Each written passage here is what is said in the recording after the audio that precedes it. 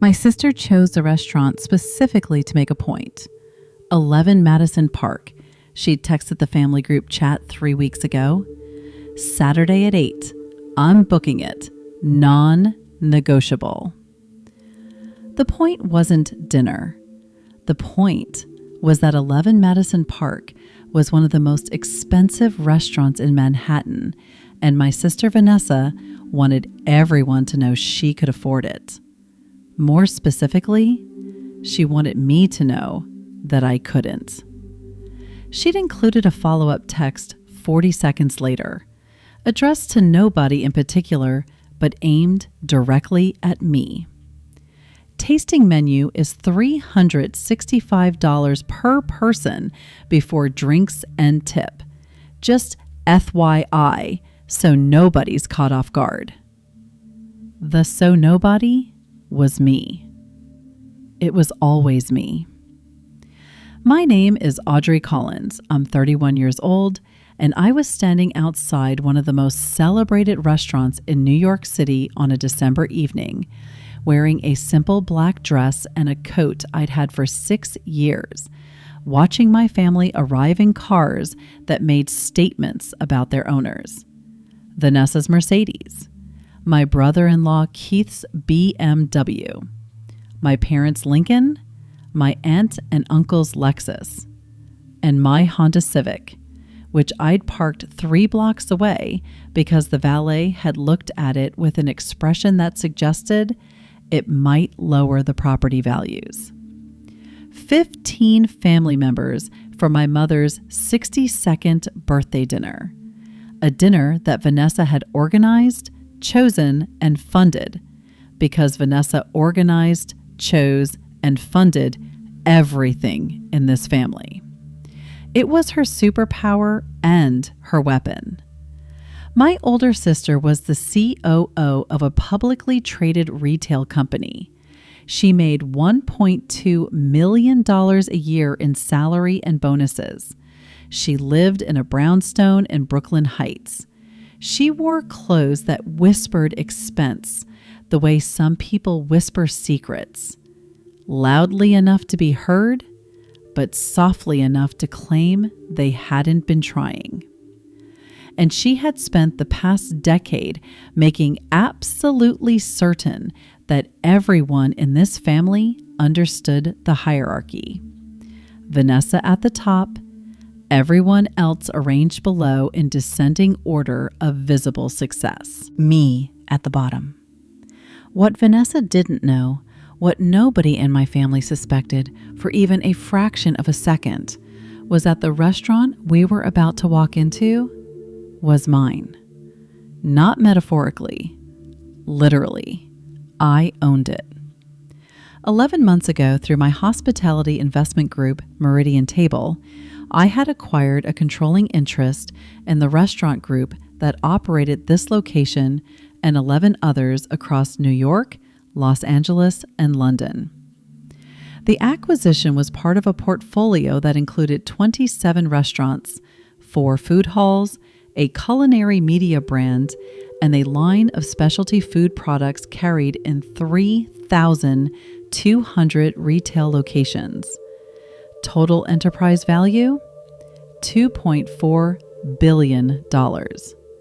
My personal stake, $1.6 billion. The woman my sister was about to embarrass for not being able to afford the tasting menu was the woman who owned the building, the brand, the menu, and the chairs they'd be sitting in. But they didn't know that. Because I'd spent 8 years building Meridian Table behind a wall of holding companies, NDAs, and deliberate invisibility. The founder was listed as A. Collins in corporate documents, a name so generic it disappeared into the noise of business filings.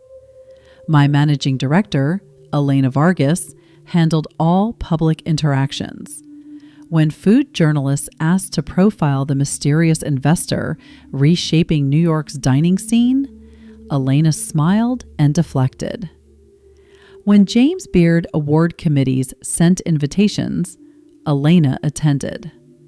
When Forbes called me the most influential anonymous figure in American dining last year, Elena accepted the recognition on behalf of the firm, and I went home to my studio apartment in the East Village and ordered Thai food.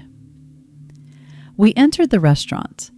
The hostess greeted us with the calibrated warmth of someone trained to make every guest feel like the only person in the room. Vanessa approached the stand first, naturally.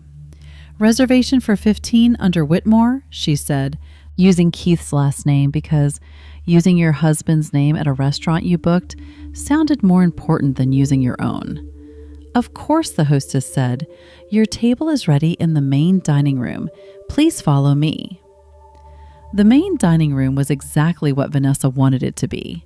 Soaring ceilings, soft lighting, tables spaced with the generous confidence of a room that didn't need to maximize seating because the price per cover did the work. Every detail was intentional. I knew, because I'd approved the redesign 7 months ago. The family settled into the long table Vanessa had requested. She took the center seat, obviously, Keith beside her, my parents at one end, my brother Paul, a marketing director at an advertising agency, and his wife Diane at the other end. Assorted aunts, uncles, and cousins filled the remaining chairs. I was seated at the far end, next to my cousin Rachel, who was sweet, but talked exclusively about her golden retriever.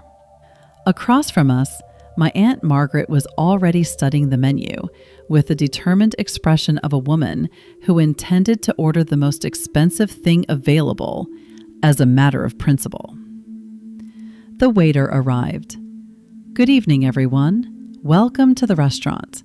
My name is Thomas, and I'll be taking care of you tonight. The tasting menu this evening is a 12-course exploration of seasonal ingredients from our partner farms." He began describing each course with the practiced poetry of someone who genuinely loved food. I listened with an attention that probably seemed excessive for someone my family assumed couldn't tell a truffle from a turnip.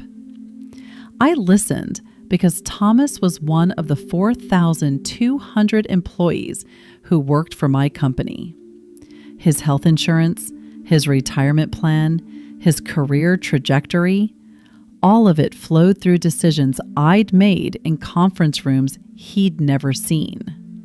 "The tasting menu is $365, Vanessa announced to the table, as though she was reading a verdict. "Don't worry, tonight is on me and Keith." She paused, looking directly at me. "All of it, including yours, Audrey." The implication was clear and public. She could afford this. I could not. She was generous enough to cover my portion. I should be grateful. "Thank you, Vanessa," I said. "That's really kind."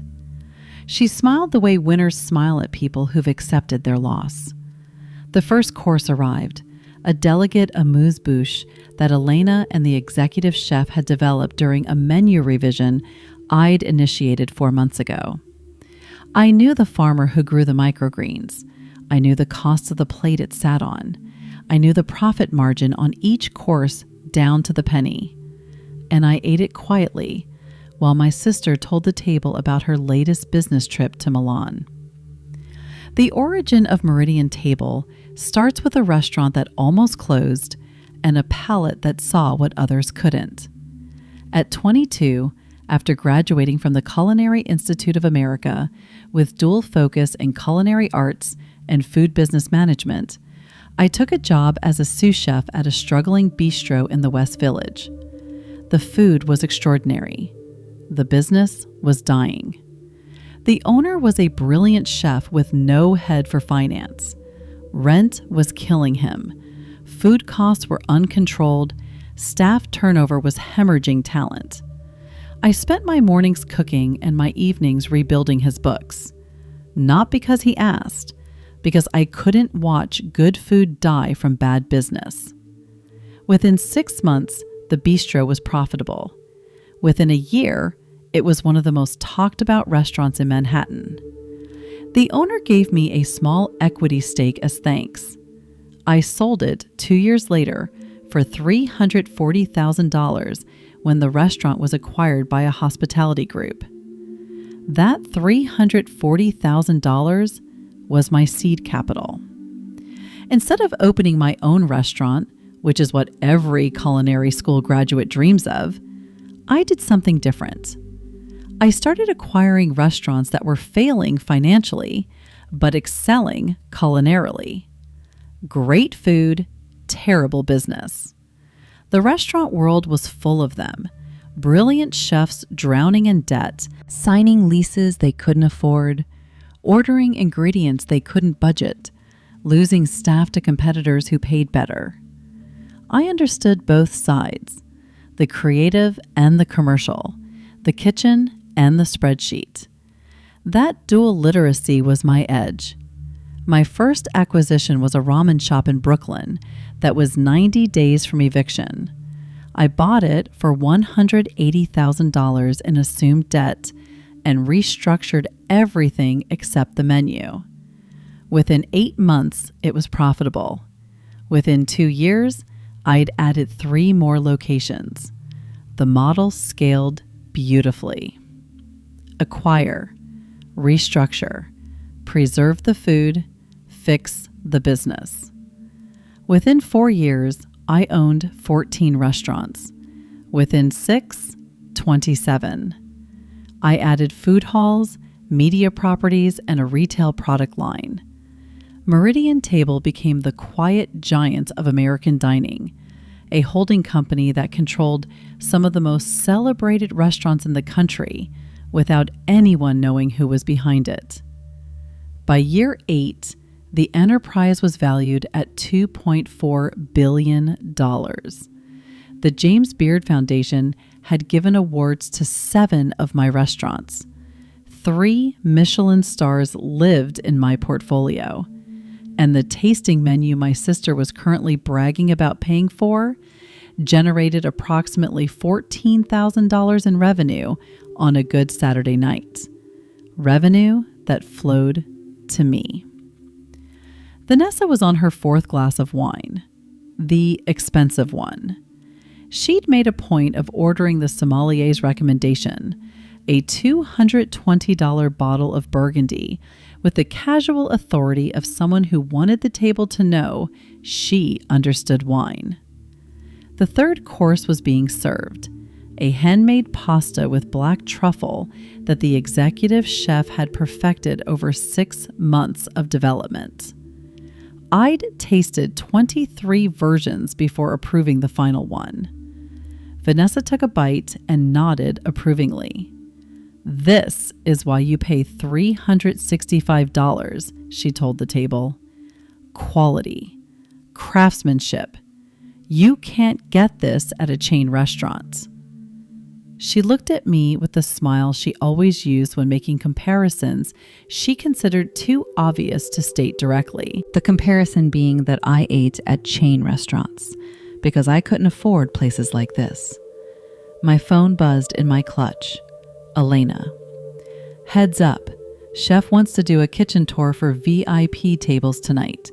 Table 4 and table 12 confirmed. And Antonio wants to come out personally to greet your mother's birthday party. He doesn't know you're at the table." I typed back, "Let him come, but don't tell him I'm here. Let it happen naturally." She replied, "This is going to be interesting. Antonio is not known for subtlety." Antonio Ferrara was the executive chef of this restaurant and the culinary director of Meridian Table's entire New York portfolio. He was brilliant, passionate, Italian, and possessed zero ability to conceal his emotions. He was also one of exactly 3 people in the world who knew that A. Collins, the anonymous owner of his restaurant, was the quiet woman at the end of table 12. I'd met with Antonio 6 times over the past year, always privately, always in my office, never at the restaurant. He knew my face, he knew my name, and he had the self-control of a golden retriever seeing its owner after a long vacation. This was either going to be perfect or catastrophic, possibly both. The fifth course arrived, a seared scallop with brown butter and caviar that made my Aunt Margaret close her eyes in reverence. The wine was flowing. The conversation was loud. Vanessa was telling a story about meeting a celebrity at a Fashion Week party. My mother was radiant, genuinely happy to have her family together. My father was doing math on the bill in his head, a lifelong habit. And I was eating scallops I'd approved at a tasting 4 months ago, waiting for a 6'2" Italian chef with no poker face to walk out of a kitchen and see me. 9:15 p.m. The kitchen doors opened. Antonio emerged in his pristine white chef's coat, the one with the restaurant's emblem embroidered on the chest, the emblem I'd redesigned last spring. He was carrying a small birthday cake, a custom creation for my mother that the pastry chef had prepared at Vanessa's request. The table reacted with delight. Happy birthday, Mom.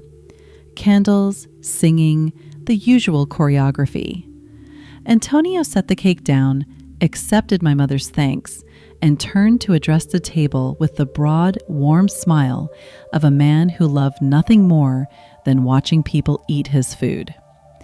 "Welcome, welcome," he said, his Italian accent thick despite 12 years in New York. "It is my honor to cook for you tonight. I hope the evening has been magical." "It has," Vanessa said, leaning forward with the confidence of the person who booked the table. "Everything has been extraordinary." Antonio beamed. Then his eyes drifted down the table, past Vanessa, past Keith, past my parents, past Paul and Diane, past the aunts and uncles, to me. The recognition was instantaneous. His face went through 6 stages in 2 seconds. Surprise, confusion, realization, delight, panic, and then a very specific expression that said, "Oh God, what do I do with my face right now?" "Ms. Collins," he said, and the 2 words contained 8 years of secrecy, a $2.4 billion empire, and the particular energy of a man who is absolutely terrible at keeping secrets. "Ms. Collins, what an honor. I didn't know you would be joining us tonight. I should have been informed. Please, let me prepare something special from the private menu." The private menu. 2 words that detonated silently in the dining room. Every restaurant had a regular menu. Some had a tasting menu. Only the most exclusive establishments had a private menu, and it was reserved for owners, investors, and VIPs whose names appeared on the building's deed. The table went still. Not the dramatic instant silence of Bucket 1 reveals. Something more subtle. A gradual freezing like water turning to ice from the edges inward. Vanessa spoke first. Her voice carried the careful confusion of someone who just heard a language she didn't speak. "Ms. Collins?" She looked at me. "He called you Miss Collins." "That's my name," I said. She frowned. "He knows you?" Antonio, who had been vibrating with the barely contained energy of a man sitting on the biggest secret in the room, looked between Vanessa and me. His poker face was dissolving by the second. "Knows her?" he repeated, and something in his tone made every person at the table lean forward. He turned to me with the pleading expression of a man begging for permission. "Miss Collins, may I?" I took a sip of water. "Go ahead, Antonio." He straightened his chef's coat, drew a breath, and said the words that rewrote my family's understanding of the evening, the restaurant, and me. This woman, he said, gesturing toward me with both hands and the full emotional force of an Italian man making an important point, is the owner of this restaurant. She is the owner of this company. She is my boss. She is the most important person in this building. And she is the reason you are eating tonight. Because without her, this restaurant would not exist. The silence that followed was not subtle. My mother's fork hit her plate. My father's mental bill calculation crashed. Paul spilled wine on Diane's sleeve. Aunt Margaret made the sign of the cross. Cousin Rachel stopped talking about her golden retriever for the first time in recorded history. And Vanessa's face went through more expressions than Antonio's had. Confusion, disbelief, computation, horror, realization, and finally, the specific shade of mortification that comes from discovering you've been patronizing the person who owns the room you're performing in. Antonio wasn't finished. He was, as Elena had warned, not known for subtlety. Miss Collins saved this restaurant, he continued, warming to his subject. She saved 12 restaurants. She saved 4,200 jobs. She built the most important hospitality company in America, and she did it without telling anyone her name. He turned to Vanessa. You ordered the 2018 Burgundy, yes? Excellent choice. Miss Collins selected that wine for our list personally. She has extraordinary taste. He paused. In wine and in silence. I wanted to hug him and also fire him. Both felt appropriate. Antonio, I said gently, maybe some dessert for the table? He snapped to attention. Of course. The full dessert experience. Complimentary, naturally. Everything tonight is complimentary. He looked horrified at the idea of charging me for dinner in my own restaurant. He disappeared into the kitchen with the energized stride of a man who had just delivered the performance of his lifetime. The table remained frozen. Vanessa's $365 tasting menu, her sommelier's wine recommendation, her generous offer to cover my portion, all of it recontextualized in the span of 30 seconds by a 6'2" Italian man who couldn't keep a secret. You own this restaurant? Vanessa said. Her voice was flat, stripped of its usual performance polish. This restaurant and 11 others, I confirmed, plus 4 food halls, a culinary media brand, and a retail product line in 3,200 locations. The company is called Meridian Table. We were valued at $2.4 billion in our last assessment. My mother made a sound, small and involuntary, like the first note of a song she didn't know she was singing. Vanessa's hand was trembling around her wine glass. The $220 Burgundy, the one I'd selected for the wine list, the one she'd ordered to impress people at a restaurant I owned. You let me pay, she said. I let you offer, I corrected. You needed to offer. It was important to you. She looked at me with eyes that were suddenly, unexpectedly wet. You sat at the end of the table, she said, the cheap seat, in your old coat, while you told everyone the tasting menu was $365, I finished, while you announced that you were covering my portion, while you made sure I knew that I couldn't afford to be here, in a restaurant I own.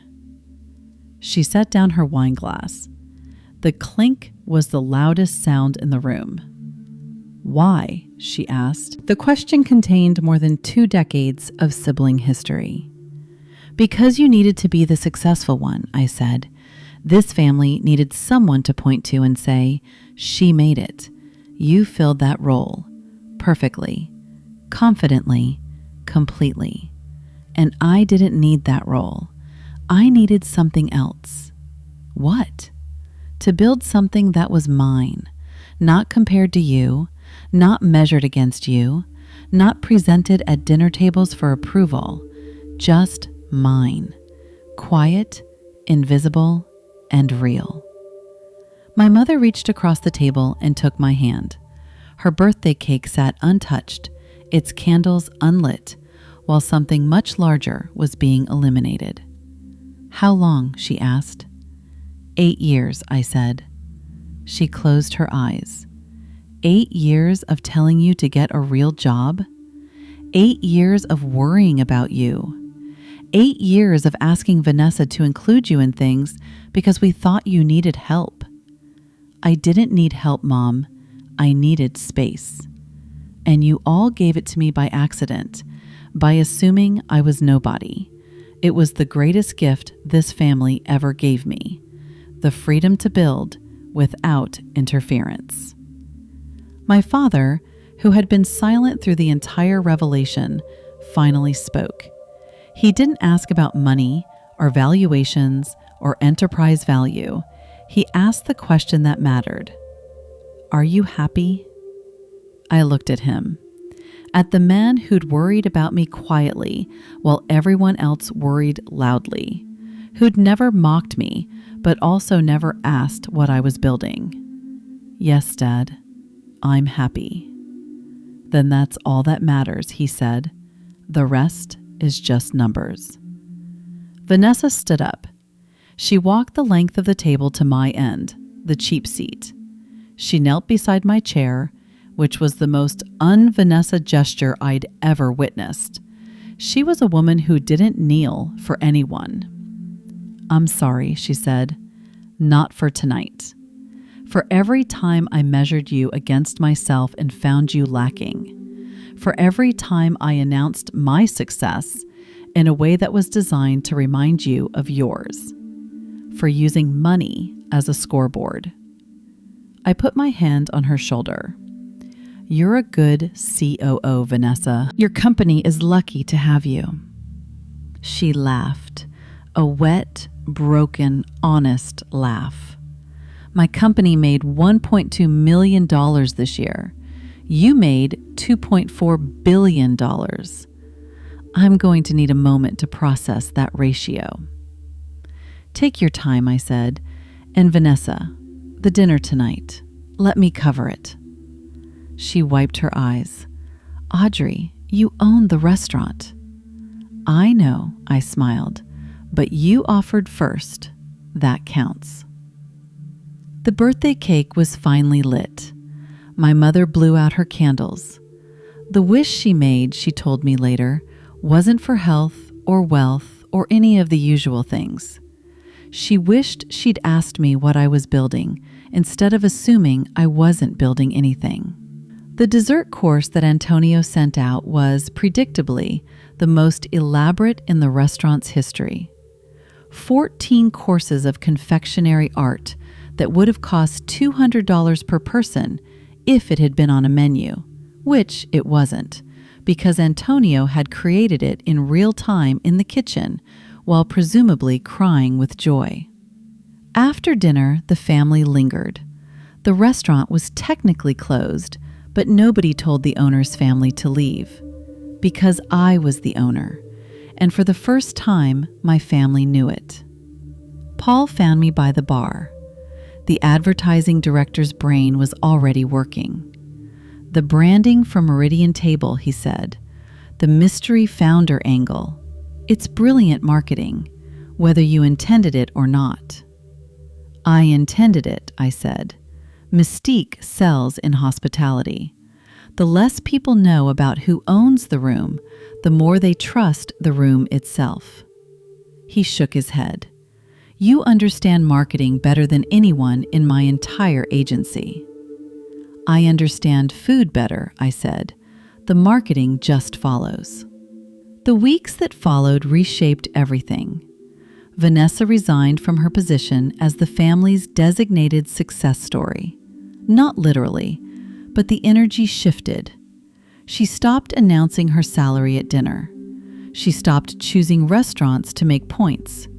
She started asking me questions about business that weren't performative but genuine. How do you evaluate a failing restaurant? What's the difference between a good chef and a good business? How do you know when a concept will work? She was learning, not to compete with me, to understand me. For the first time in our adult lives, we were having conversations instead of performances. My mother became a regular at 3 of my restaurants. Not for the food, though she loved it, for the pride. She'd sit at the bar and tell strangers, casually but not casually at all, "My daughter owns this place." The bartenders learned to smile and pour her a free glass of wine, which she always accepted and never expected. My father visited the East Village apartment I still lived in. He sat on my second-hand couch, looked around at the modest space, and said something that I carry with me. "You could live anywhere," he said. "You live here because you're not performing wealth. You're practicing it." The distinction between performing and practicing became the cornerstone of everything that followed. Meridian Table grew to 34 restaurants within a year. We expanded into Chicago, San Francisco, and Miami. The James Beard Foundation awarded 2 more of my restaurants.